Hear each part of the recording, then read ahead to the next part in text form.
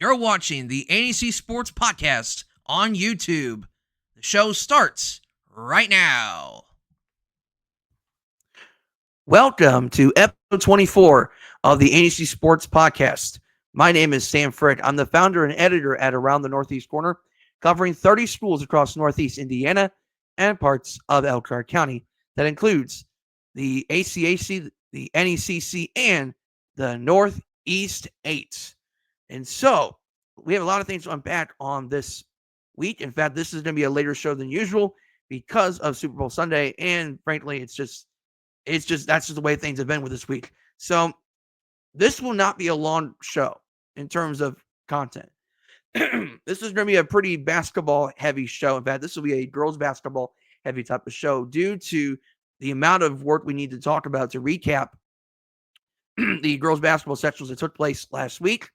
and it carried over to Monday due to the weather that affected the sectionals that took place in Allen County over the weekend. So for the talk around the corner, we're going to first start off with the girls basketball sectionals for our area schools. And I guess when we talk about girls basketball sectionals, we first need to kick off with 1A sectional 55, hosted by Tri-Central. Only one school represented that neck of the woods in that sectional. Give me just a moment here, and I will get that sectional up here. Okay, here's the sectional at Tri-Central. So as you can see on the screen here, Cowan advanced in the first round. Daleville easily got to the championship game. Southwood with the upset over Northfield 38-34. North Miami defeated Southern Wells 36-25, to which Kenzie Patson had a near double-double. I think it was 9 points and 10 rebounds or something like that for the Southern Wells Raiders. It was just Southern Wells was a team that at that point, they were kind of limping into the playoffs, and Ashley Needler wasn't 100%. That's their best player easily on this team. She's a center. So if Needler's not 100%, she can't do what she normally does. You knew right away Southern Wells had a real tough draw ahead of them, and North Miami is pretty athletic. The Donaldson girl's pretty good for them. Musel is a pretty good player for them as well as a shooter. You knew right away Southern Wells had a tough draw ahead of them, and the Raiders had a fantastic season, going 16-8 overall.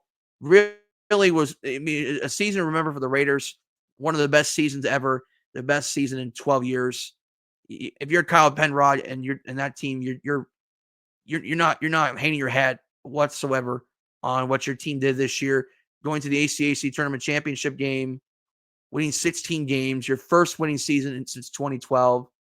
You're feeling pretty happy about the program right now. And it's a young team still. I know you're going to lose Ashley Needler and you're going to lose Kenzie Patson and Kalina Reeves, but you do bring back a pretty decent core next season to at least have a decent season the next season. And while it's going to be difficult to replace the players I just mentioned, I do think the future, at least for the culture at Southern Wells, is pretty bright right now for that program. Sectional 52 at Bethany Christian. I think we all knew that the game between Fremont and Lakewood Park was very likely going to be the game that decides the whole thing. And while Fremont was down double figures early in that contest, Fremont did make a nice run in the second quarter. And eventually the Fremont Eagles controlled from there, winning that game by the score of 50-40. Throughout this sectional, there was a hero for each game. So if the Bethany game, it was mainly Maya Turner and Grace Charlotte that really propelled them to the victory lane against Lakewood Park, especially holding Ava McGray to 3 or 5 points in that game. Not even close to a season average of 22 points per game. That was an incredible defensive effort there. The Bethany Christian game was kind of a sluggish one for them. Charlotte was held to 4 points, but overall, it was a balanced team effort for Fremont, and especially for Haley Heller, right? And then Mallory Huffnagel, who really stepped up in the playoffs. That was a big win for Fremont from that standpoint. And then the championship game against Blackhawk Christian, Fremont had a decent lead early on, but Blackhawk made a nice run in the second half. They cut it to 1 with about, 5 minutes to go in the fourth quarter. It was 40-39 in favor of Fremont. Blackhawk had a lot of momentum by that point. But then Fremont starts to starts to pick up their defensive intensity. They start to force some turnovers. The transition game got going in the fourth quarter. They went on a 21-5 run to cap off the contest. Grace Charlotte had 18 points, I should say, in that game. Addie Parr had her best game of the sectional with 20 points. Maya Turner with 14. But overall, a tremendously balanced effort once again for the Fremont Eagles. That's been one of their big adjustments from the beginning of the season to now, has been their scoring depth has improved from the beginning of the season, and their defensive intensity has picked up their ability to be able to score off a transition and be able to utilize the speed of the Fremont Eagles, which is going to be very important when we talk about regionals. I will have regional previews of the 1A, 2A, 3A, and 4A respective teams in our area, and I will talk a little bit more in depth about these matchups in a separate video. But congratulations to Fremont on repeating as sectional champions for the first time since 2003 and their first 21 season since 2002. We look at Class 2A, sectional number 36, and you can see right away the Whitco Wildcats. Yes, the Whitco Wildcats have finally done it. They win their first ever sectional championship, doing so in a rather interesting fashion, in a way in which we did not expect Whitco to have this type of defensive performance. But I think we've seen in the past, even at times with Whitco, the Wildcats can have their nice runs of being able to put up some points, be able to score off a transition, and be able to utilize their athleticism. And we saw that this past week, having maybe one of the best weeks in Whitco girls basketball history.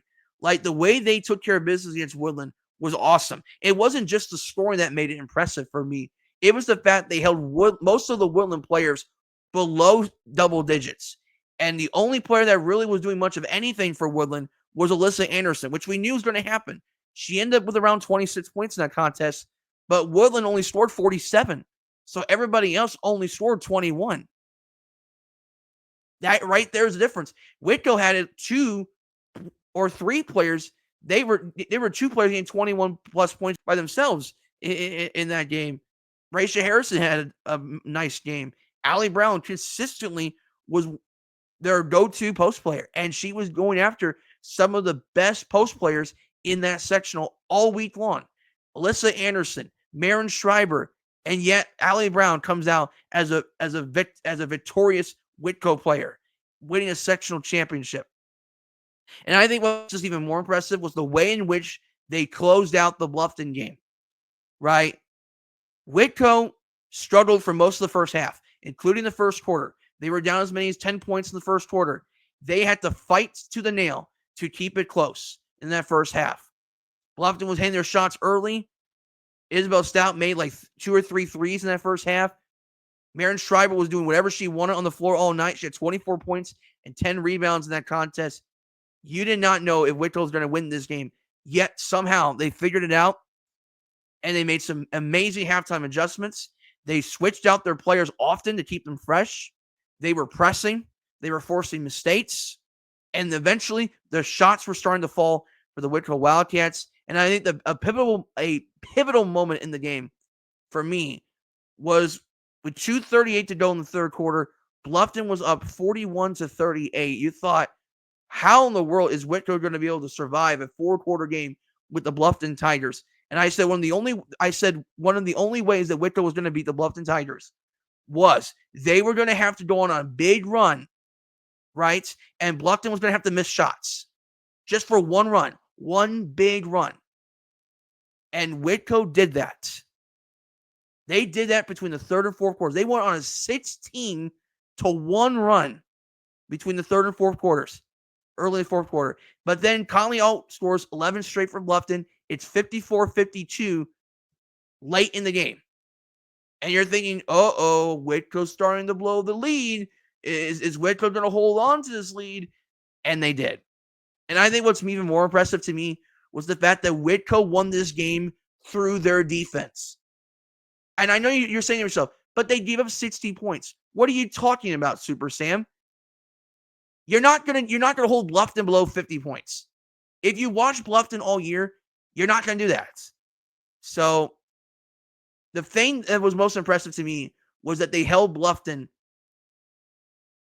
to only 19 points between the 2:38 mark in the third quarter and now, the end of the game. Even more impressive was the way they closed it out after giving up 11 straight to Conley, especially Reese Stonebreaker's 3 in response to that 11th point for Conley. She hits that 3 instantly after Bluffton cut it to 2. Immediately changed the game. And that was the difference in the game.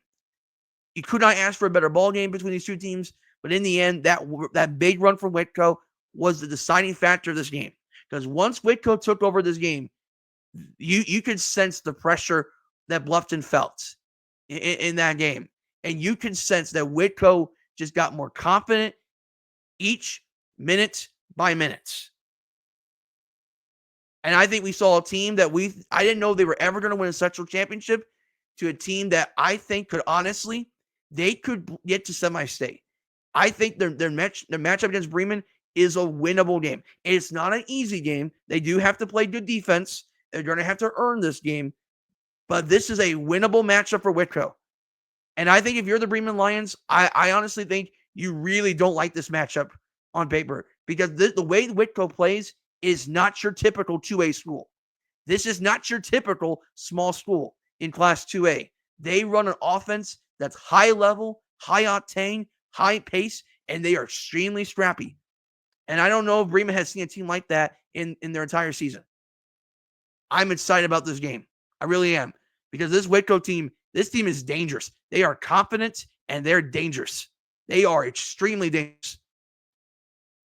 Also, congratulations to Eastside. They win their first sectional since 2022. They cruise to the sectional championship, defeating Central Noble 59-33 and Busco 63-18 to win the sectional championship. They're going to be taking on the Andrean Fighting 59ers, who had a pretty decent run in their tournament.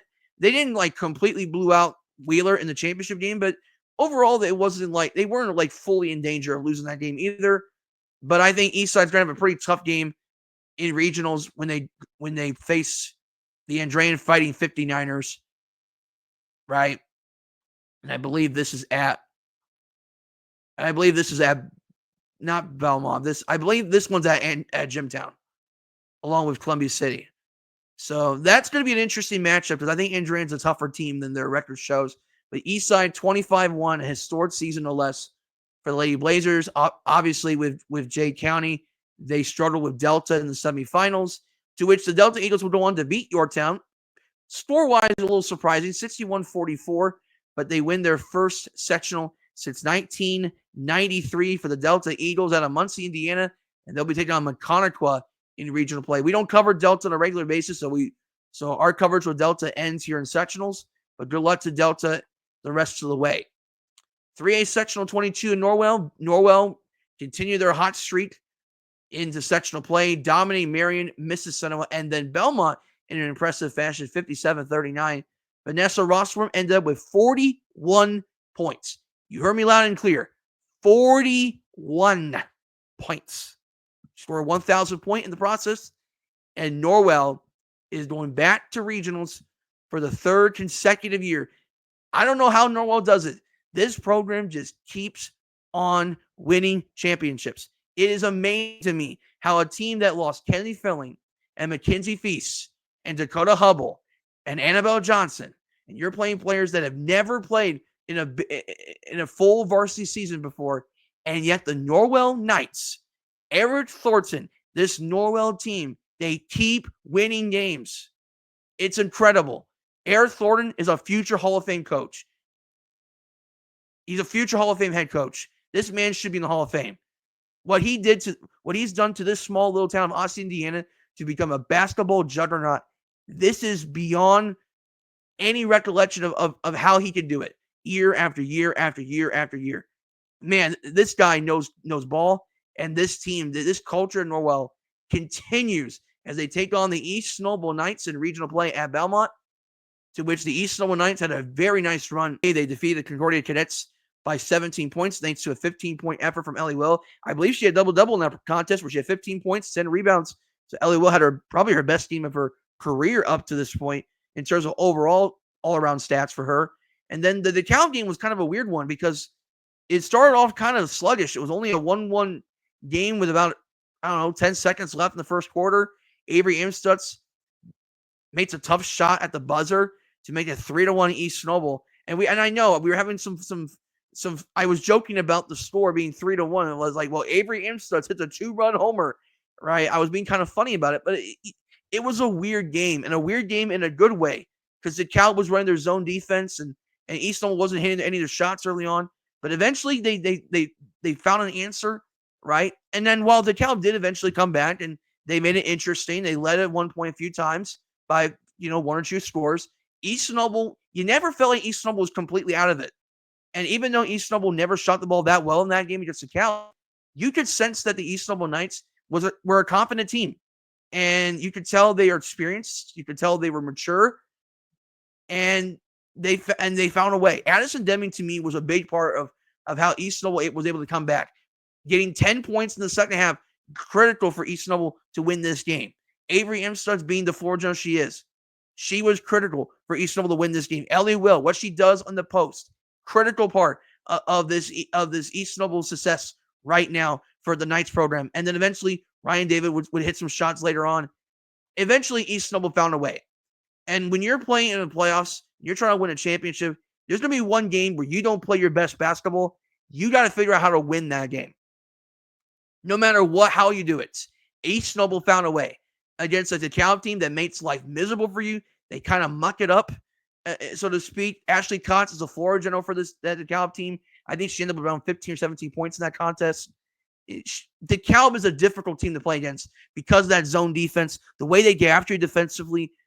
They are such a difficult team, and I think the future of DeKalb is extremely bright. But as for East Snowball, the future has to be even brighter for the East Snowball Knights, defeating Bishop Dwyer 59-51, holding off a late Dwyer comeback thanks to 17 points, 5 threes from Ryan David, 13 points from Avery Amstutz, another double-figure performance from an Addison Deming, Ellie Will, another solid performance. And once upon a time, this East Snowball team was in a rebuild situation. Deanne Booth stepped down after a long run with this East Snowball program on the girls' side. Off the top of my head, I believe it was 5 or 6 years with that program. Off the top of my head, East Snowball had a lot of had some struggles towards the end of Deanne Booth's time with the program. After a successful time for her at East Snowball, she was there from 2012, 2020, 8-year run for them, sectional championship of the process. Sean Kimmel takes the job. He and the program take their lumps. They go through a lot of losing. They go through their growing pains, right? And guess what? These coaches, Deanne Booth, Sean Kimmel, they set up nicely for a really, really nice run for this East Snowball program. And I think the even more impressive part is that Brendan Isaacs, while he's an incredibly smart young man, an incredibly smart individual, he's a very smart basketball mind. No one would have saw this coming from this East Snowball program. Not a single one. And for East Snowball to be playing in a regional championship, I would say ahead of schedule, at least by a year, really just tells you where this program's heading right now. And all the years of struggles are starting to pay off right now for this program. All the years of the rebuilds, the rebuilding years, the growing pains, the learning lessons, the development periods that Coach Kimmel and Coach Booth took all the time in the world to make sure that the program was being invested in the best situation possible. All that work is paying off for them. You just got to feel for the East Snowball program in a good way. You got to be happy for East Snowball. This program went through some losing the past couple years, and they finally did it. Columbia City, it took them a while, 25 years. Been a while. 25 years ago, they had Connie Myers, their all-time leading scorer. 25 years ago, they went to the state finals. 25 years later, they win their first sectional since 2000. They do so in pretty dominant fashion over Northwood and Wawasee and Fairfield. The thing that's impressive about those wins, Columbia City's defense was dominant the whole way through. Their man-to-man defense, their pressure, really got to all three of these teams in the sectional. You never felt like Columbia City was in danger of losing any of their games. You knew they were composed, they were ready, they were motivated, they play like themselves. And I think that's the thing that's so nice to see for this team, because this program was due for some success. This program has waited a long time to win a sectional championship. How many players have they went through at Columbia City and not able to win a sectional championship? They've went through so many good players at Columbia City. And for this program to get it done this year, to me, it's a testament of this program and the players' determination to win this for all of them, for every single one of these players that didn't get it done over these past 25 years. And now Columbia City is one win away from a regional championship, and they are knocking on the door. You think Columbia City's out of it. Some people might think they're out of it, but I'm telling you, Columbia City's got confidence now. They're knocking on this door. They are very much in this midst to get to the state finals. Columbia City, there's a special run brewing with Columbia City if they can get it done on Saturday, because this team's motivated. They're motivated. They're motivated to do something special for this program. And it's a team filled of hardworking kids that don't always get the respect they deserve. And they're determined. They are determined to get it done for this town, for this program, this story-rich program that Columbia City is known for so many years. Built, invested by the great Wayne Krieger, which he's now at Purdue Fort Wayne. And look what Purdue Fort Wayne's doing right now. Obviously, Wayne Krieger didn't do all that, but I'm just saying, like, the Wayne Krieger effect is real. When you look at what Columbia City's went through many years ago, right? And you look what Amy Shearer, a former player of Wayne Krieger, this program continues to figure out how to be a sustainable, winning program. Not just because of the wins, not just because of the talent, but because of one thing and one thing only: hard work. This team, this community, this program is hard work every time. That's why they are always in the midst. They are determined to work for their success. And that's why Columbia City is playing a regional right now. This program deserved it. No question about it. And then also, we do want to congratulate briefly with our 4A area sectional champions. Homestead defeats Huntington North 63-27. Marissa Trout had around 19 points in that contest, but Huntington North had no chance against Homestead. Homestead's just way too talented of a basketball team. I'll be honest with the way in which, I'll be honest with you, Lawrence Central losing, I think, has opened the door for Homestead or Hamilton Southeastern to win the whole thing. And I think the regional matchup against HSC may determine who wins the state championship. I know there are other contenders out there, and it's going to be a very difficult road to win that state championship in 4A. But I think Homestead's got a shot this year. They got a shot. They're talented. Gabby Helston had 30 points in that contest. She's a Toledo commit, by the way. Maya Epps, she's the floor general of this team. We talked about Maya Epps. We talked about Homestead. Maya Epps is the floor general of this team. She's the one that makes it go on offense and defense in that backcourt. Whitney Ankerbrook, she's that stretch forward on this team where she can get to the basket hard, but she can knock down some threes. And she's an energy girl. Carly Mollering is an energy player. Delaney Knoll is an energy player. Homestead's filled with energy players. And that's what makes Homestead. Homestead's very talented, but they're also a hardworking team. And while you feel bad for Huntington North, yes, but I think we all knew Homestead was probably going to be a buzzsaw in that sectional. And then Snyder, my goodness, I don't think anybody saw this coming with Snyder winning a sectional championship for, I think this is their third year in a row that they've won a sectional championship. I'm trying to remember if it's 3 or 4. This is their fourth straight sectional championship for Snyder. Reggie Tharp, man, I don't know how Snyder does it. They just lost Jordan Poole and Nene Donahue. I did not think this was their year at all. And yet this team, again, they're just like Columbia City. Just like Columbia City. You think they're down and out. And this stinking Snyder program, they keep doing it again. Reggie Tharp, what a coaching job by Reggie Tharp. What a job by Sanaya Sandlin. What an incredible transition period for Janaea Cooper going from middle school to high school. And she is going to be one of the top freshmen in the nation. Man, this Snyder team, they keep doing it. I don't know. I mean, they held Northup to 2 points in the fourth quarter, outscored them 15-2 in the fourth quarter to secure their fourth straight sectional championship. Holy Toledo. I don't know how they do it. Homestead wins their 7th straight sectional. Snyder wins their 4th consecutive sectional. And then for the first time in a decade, the Warsaw Tigers, they win their sectional as well as they ousted Elkhart 67-36 and then defeated Northridge 71-54, led by a dominant 34-point performance from the daughter of Central Noble grad Ryan Bricker. This is Jocelyn Bricker we're talking about. Jocelyn Bricker is the daughter of Ryan Bricker, who played at Central Noble in the late 90s. And Ryan Bricker is still one of the all-time leading scorers in Central Noble program history for boys basketball. 1998 grad Ryan Bricker. Jocelyn Bricker is a 2026 Warsaw guard on this team. She will soon be a collegiate. She will soon play college basketball. She scored 34 points in that contest, 3 points shy of the single game school record. And Warsaw is heading to regionals. And guess what? Hey, congratulations. You're going to be playing the South Bend Washington Panthers in regionals on Saturday.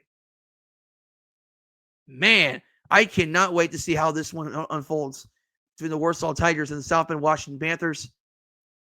And folks, that is going to be the talk around the corner.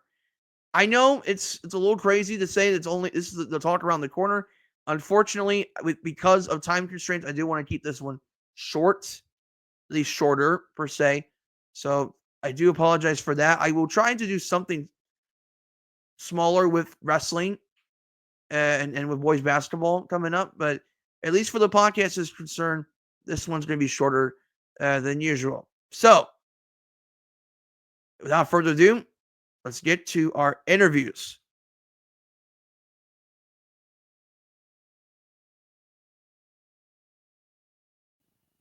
I'm here with the head girls basketball coach of the Columbia City Eagles, Amy Shearer. Coach, how are things going for you on this Tuesday night? Going well, just busy. A lot of preparations for the upcoming regional game, and had a regional rules meeting today up at Jimtown. But yeah, it's been a good day so far. Yeah, I'm sure. First time going to regionals in 25 years. It's going to be a busy week for sure for your program. Leading up to the season, obviously, when we talked about this year with this Columbia City team, it really starts with what happened in the years prior with the senior classes coming through and contributing what they did, especially for the last senior class, the 2024 class. What made it about this season, though, with this class that they showed, hey, we want to finish what was left off from the.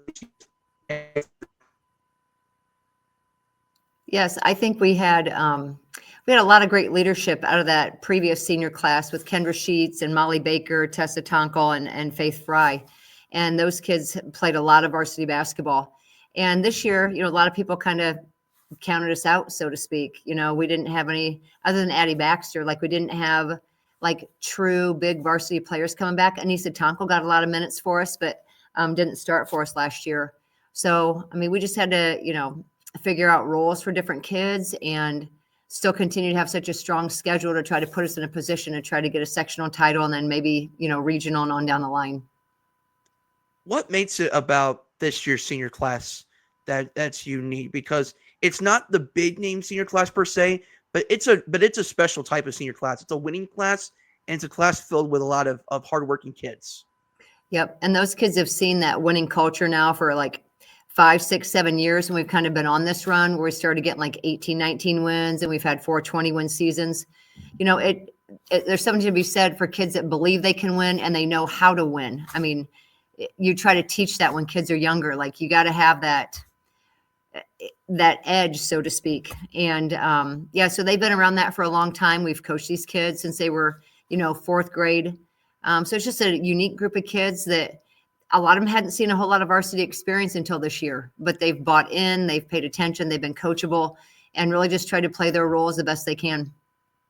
Yeah, and where was I at? So you always play a difficult schedule, playing the Snyders, playing the Brownsburgs, the Homesteads, which you did beat this year, winning the Twin Lakes Invitational, playing a hard conference in Northeast State with Belmont and Norwell in that conference as well. And I think it's set pretty nicely for this postseason. Going to Fairfield this time around in Class 3A, playing three pretty solid programs in Northwood, Wawasee, and Fairfield, and beating all three of them pretty convincingly in that fashion. Coach, when you look back at that run last week, what's so rewarding about being able to go through and be able to win a sectional championship after coming so close for so long? Yeah, it was really, really nice to finally get that sectional title. Our kids have worked so hard for that, and just things have just kind of happened along the way, and we have not been able to secure that. So it was great for our school, great for our community, great for our basketball team, just all around great for our girls basketball program. And then on top of that, Addie Baxter becomes the school's overall leading scorer. She already broke some records earlier with the program scoring record, and then having the program record for assists in a career. Yes. Just speak on behalf of Addie Baxter's career as a whole. Yeah, Addie's been a varsity player for us for a long time. You know, she's a kid that is very much a goal setter and tries to achieve goals. She sets the bar pretty high for herself. She's got a great basketball IQ. Very much a team player. Like, she wants the team to win in advance. It's not all like, okay, I broke these records, so it doesn't matter if we win anymore. That's definitely not her mentality whatsoever. But just, a good friend, a good student athlete, just a good all around kid that loves the game of basketball and just enjoys playing the game.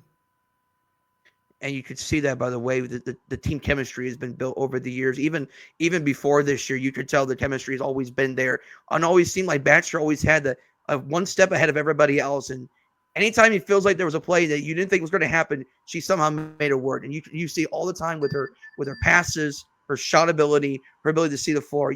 As a coach, I think that's something you always appreciate from Addie. Yes, she has a very good IQ, like anticipates well on defense. But yeah, her passing game is really, really good. She can find kids very well. So when teams want to like triple team her or whatever, she's going to be able to find somebody for an open shot. So she's kind of a difficult matchup for a lot of kids. But we're happy to have her on our team, and she's bought into our philosophy and our program ideals. And it's just been a joy to coach her for 4 years. Mm-hmm. This is Amy Shearer, the head girls basketball coach of Columbia City, as they prepare for regionals on Saturday when you go up to Jimtown, not too far from your sectional site at Fairfield. And you're going to be taking on the Lowell Red Devils on Saturday to try to win your first regional in 25 years. This Lowell team is pretty similar, I think, in a lot of ways to the teams you've already faced in sectionals. They're a pretty tough team. They're pretty balanced. And it seems like on paper, when you look at the Lowell Red Devils, they're going to be a tough team, I think, to get some type of consistent offense and whatnot. But what are your initial thoughts with this regional matchup? I think Lowell is very much like us. I think it's a real hardworking type of school, type of community. They're not flashy with some, big name players that try to do it all. They're pretty balanced in their scoring and rebounding and whatnot. They've got size, and they start 6'1" and 6'2" in the post. They've got a point guard that's really quick and can get to the rim. They've got an off guard that's a really good shooting guard that can shoot the deep three. So, they've got a lot of good pieces to the puzzle there. So, we're going to have a work cut out for us to try to slow them down in the post, and then, not able to kick that out for the three ball. And I just think they're a very hardworking blue collar type of a team. Yeah, and especially when with Lowell, that's called the region for a reason. And for the folks up there, they tell me all the time what the region is about there. So I know very much about the Lowell Red Devils and their history. In terms of the game plan, I know for your team, your success has come through your defense. That's kind of a trademark of Columbia City basketball. Defense and then rebounding are always a key part of Columbia City basketball. I'm guessing one of the keys are going to have to be able to continue to put up that pressure and be able to force turnovers. Yeah, I mean, we talk about that all the time, and kids when they're younger kind of find out that if you're not going to defend a rebound, then you have to come out of the game. And then when you figure out how to, play with the intensity and then do those little things, like, you're going to get a lot of minutes in the basketball game. So it'll be a tough matchup for us on the inside. I mean, to rebound against teams that big is sometimes difficult because they can just, go straight up and go get the rebound.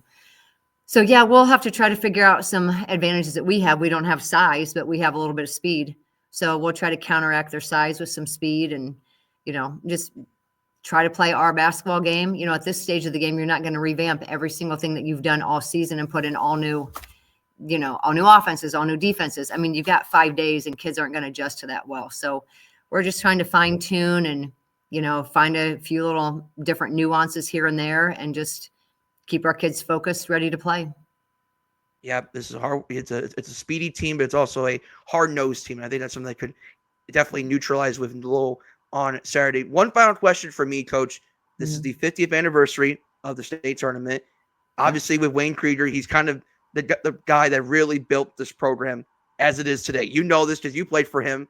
I did. When you look back at this run and whatnot, how much has this program been for you, for what Wayne built for the program? 25 years ago, this program made it all the way to the state finals. Obviously, you want to do that this year. But how much do you appreciate looking back to how much this program has grown over the years? Well, I mean, immensely. When I played there, we won 4 straight sectional titles, won 2 regional titles. We're at semi-state. Those are goals I've always had for the kids that play in this program. And that blue collar, work ethic, out hustle, outwork people, got to defend. That's been part of this program since the late 70s. I can think back when I was a kid watching girls play in the early 80s, like Trish Phillips Sittler on the Indiana All-Star team, Marcia McNagney. We just had a lot of really hard-nosed kids that, as our youth program continues on, like those kids come to the games like, oh, I'd like to be able to do this, that Heidi Lawrence can do, or I can do what Kim Eiler did, or, a multitude of players that we've had through the years, Aubrey Ryder, Macy Heinen, or Kendra Sheets, or, so it's a big community affair. And we have a large community following, and our kids, I think, do a great job, and they have throughout the years, oh, Connie Myers, like I want to be, be able to shoot the ball as well as Connie Myers and rebound, or Erica Shorey Miller. There's just a lot of names that stand out that have been, kind of the symbol at different time periods of our girls basketball program. But at the same time, all those women that I just mentioned, they're not just basketball players, like they're good role models in the community. They hold good positions in the community where they own their own business or, philanthropic organization. So they're just really good role models. And our kids have always prided themselves. And as a teacher, obviously I instill this in them. You're a student first, and you have to be a good student in the classroom. And that work ethic carries over in our, classroom in the gym, and that carries over into life. So yeah, I can't tell you how proud I am to be involved in this basketball program from, elementary school, through high school, and then being able to come back and coach here. It's really been special for me. That's a very good response there for a pretty simple question there. Coach, any final thoughts before we let you go? I don't think so. I appreciate the time tonight.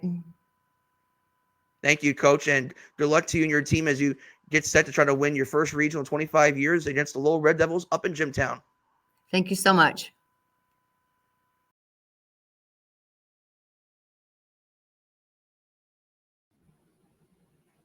All right, it is a pleasure to welcome in Britton Isaacs, the head girls basketball coach of East Snowball, as they prep for their first regional game since 2016. Britton, how are things going for you in your sectional championship nights?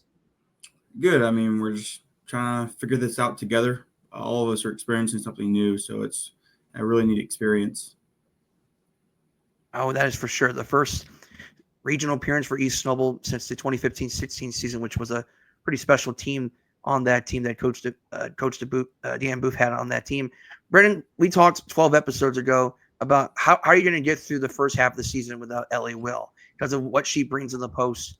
She comes in during the Match Play Invitational, and in the postseason, she has been an immediate help for your team in the playoffs. Just talking about Ellie Will's late season emergence since now that she's kind of fully integrated into this year's lineup and whatnot. And then just talk about how much your team has grown from October to now. Yeah, I think Ellie has finally gotten back to, I wouldn't say she's 100%, but 80, 90% of what she would be. But she's playing with offense that she didn't probably have at the beginning of the year. I think with her being scared to test the waters with her health, I think was a big thing. But now she's bringing more confidence. She's being more dominant in the paint. I think her running the sectionals what really helped us propel past a lot of the teams that we played. But I think as a whole, when she came back, we were really struggling trying to figure out how to play together again. I think it kind of threw us off for a little bit, but we kind of bought in the last week of the season to really focusing on what makes us great, like defensively and attacking the rim and making sure we have dump offs. And I think that's really excelled us in the postseason.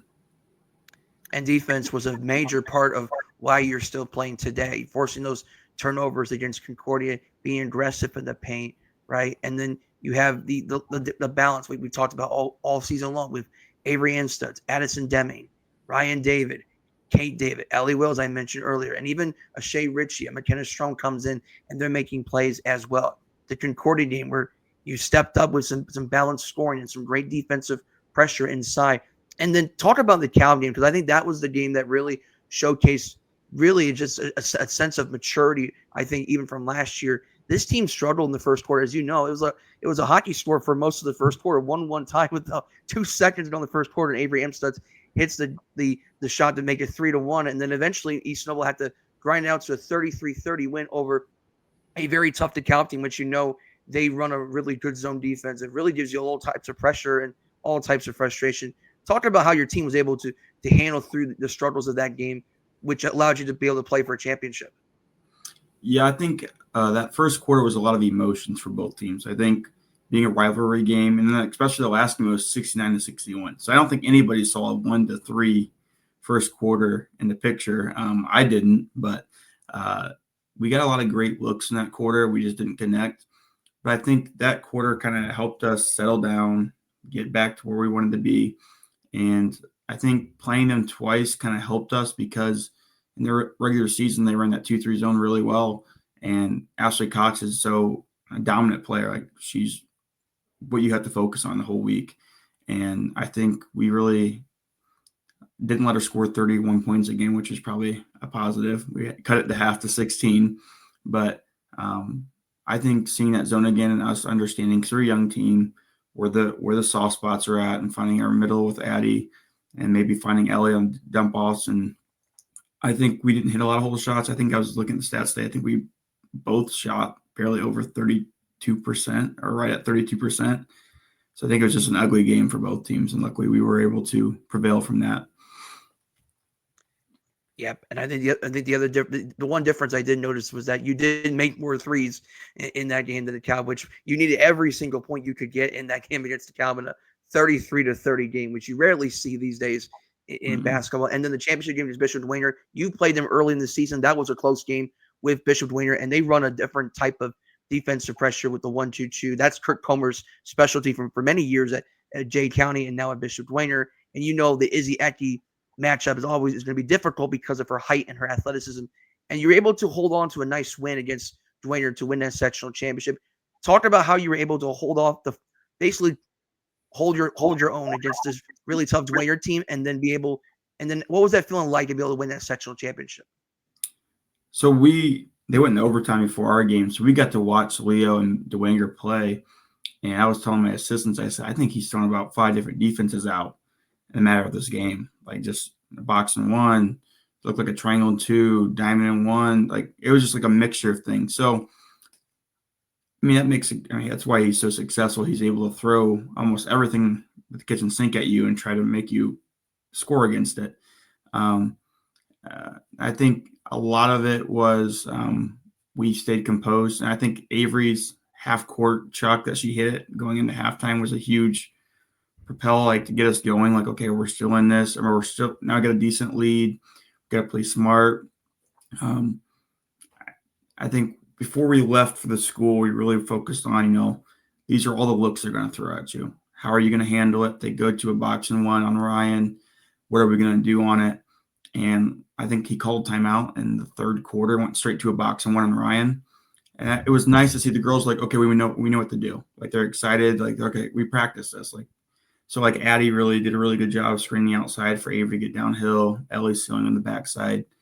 And I think the most important thing is seeing them execute things that we didn't execute earlier in the season was the most fun for me in the sectional championship, is seeing that they've matured. And usually that was a struggle for us early on, for the girls to really grasp things like that right away.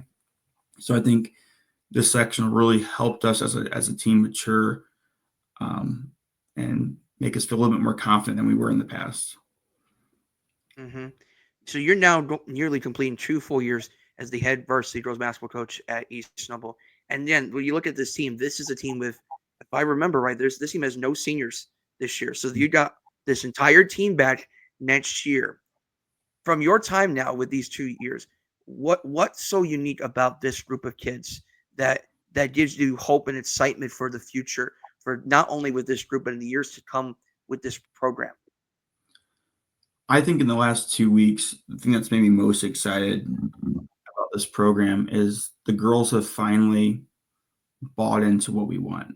And it sucked that it took 2 years for them to make it click. But I can say in these last 2 weeks, and I think the girls would agree with me, that we finally have understood, like, this is what a team is, and this is what is going to make us be successful.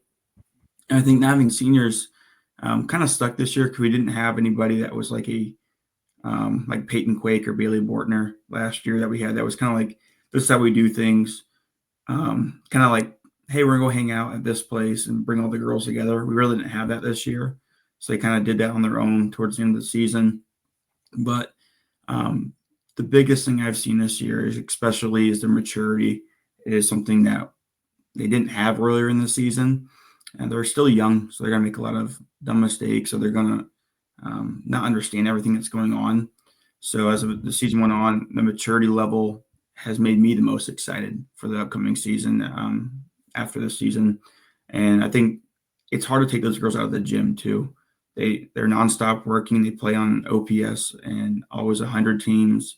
They're always focusing on what they can do to be a better teammate, what can they do to be a better ball player. And I think that's what makes them very unique and very exciting to coach. Yeah. And I know you've mentioned this before about not having a Payne Quake and Bailey Borton was going to be a difficult transition. And I would agree as well, because this is a team that still had to learn how to win at that highest level possible at the high school level. And I think you're now starting to see the fruits kind of being planted here for the coming years to follow here. Let's look at the regional matchup. And you got Norwell again coming up on Saturday, which is it's gonna feel like the NECC tournament when you played at Lakeland during your high school years. You would play your conference rival, but you would go to a neutral site at a different location. You're playing Norwell in that game. This is your first regional game since 2016. It's your first regional matchup against a conference rival 40 years when East Snowball played Columbia City in 1985. But this will be the first time that East Snowball will ever play for a regional championship, because all the other times they played in regionals, they were in the regional semifinals. So now this is a one-round regional. This is regional game for a championship. What's your thoughts with the matchup with Norwell? The 1-3-1. They went to state last year. You know how dangerous this Norwell team is, and they're putting up a lot of points right now against everybody. Yeah, I mean, Eric Thornton is probably the best coach in Indiana, in my opinion. He's a great human being, but the thing I really enjoy coaching against him is because he's always honest and he's always somebody you can learn from. And I think with their 1-3-1, it throws a lot of challenges because Vanessa Rossworm is such a heck of a ball player. She's long, she never stops working, and she's one of the most intriguing players, I think, to watch in Indiana, because she guards everybody and then goes down and drops 45 on your head and acts like nothing happened. But I think with us playing them again, it kind of helps us. I think after the Cal game, we lost by 8 and we played them again and won. I think now that we have that understanding of what they want to do, it's not so like chaotic. I think the girls are ready for it this time. And I just think we're overall a lot better in a mental state than we were 3-4 weeks ago. Yeah, and for those that are understanding what happened in the regular season, Norwell won that matchup 81-41. But I do want to ask you specifically about the preparation for this Norwell team, because you talked about how chaotic it is playing against Norwell. They run that 1-3-1, and you got Vanessa Rossum right there in the top of that 1-3-1, causing all this type of traffic and all this chaos and whatnot. How difficult is it to simulate that type of defense, because the way they run it is a little bit different from ones you might have seen in the past? It's probably one of the hardest things to do. I think preparing for them is super hard because our JV girls don't run a 1-3-1. So when we throw them out there to try to simulate it, it's hard. The boys program, we scrimmage the freshman boys a lot. They don't run a 1-3-1. So it's like I'm trying to teach their defense to them that don't have any idea what's going on.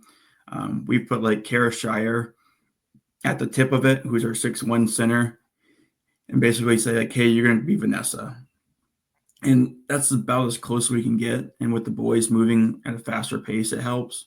But they just run it. It feels like they run it since kindergarten. So they're so good at it. And Thornton's just a great teacher at it. It's very unique too. You don't see many teams run a 1-3-1, especially for a full length of the game. I think that's what makes them so dangerous. It throws a lot of challenges that you don't see during the regular season or to see other teams do around the state.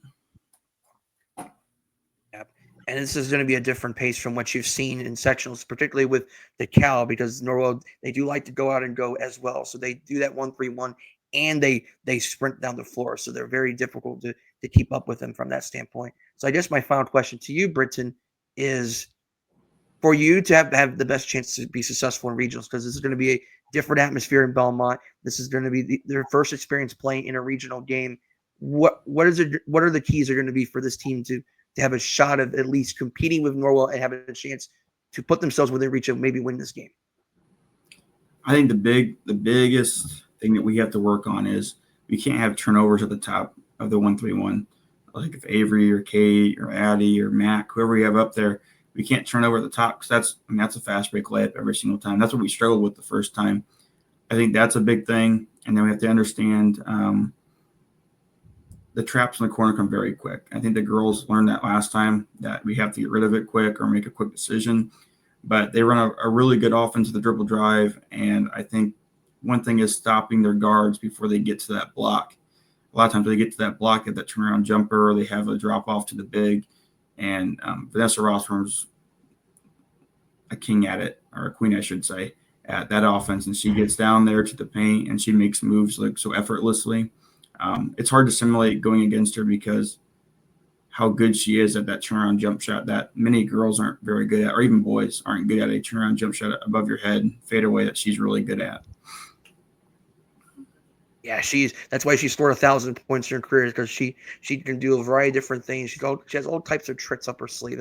That's what makes it so difficult to prepare for her and for this Norwell team. Britton, any final thoughts before we let you go? No, I would like to see everybody come out and support us against the regional. I think it's I'm happy with what I'm seeing at East Noble. I think the girls are starting to get the attention that they deserve. I think people are coming out to support them more.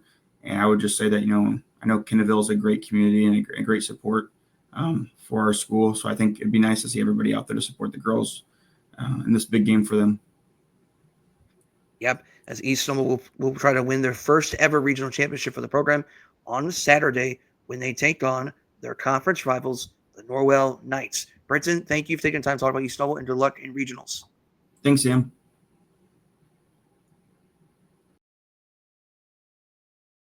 That's going to do it for this episode of the ANEC Sports Podcast, episode 24. Can't believe we are almost done with this school year of 2024-2025. We want to thank our guests here today for speaking on their girls basketball team's success and their preparation for regionals. All right. Tune in next time for the latest edition of the ANEC Sports Podcast as we look ahead to wrestling, and particularly with the wrestling state finals that will take place next week. We will also be looking ahead to what's left in the boys basketball regular season. And we will also be looking at girls basketball semi-state. But until next time, this is Sam Fritz saying so long. Thank you for watching the ANEC Sports Podcast. Please like this video and like the page ANEC Sports on YouTube. Let people know that the ANEC Sports is on YouTube. Also like our Facebook page at Around the Northeast Corner, and follow either Around the Northeast Corner and Sam Frick on Twitter/X. We're also on Instagram as well. Just look for ANEC Sports or Around the Northeast Corner and you will find us there.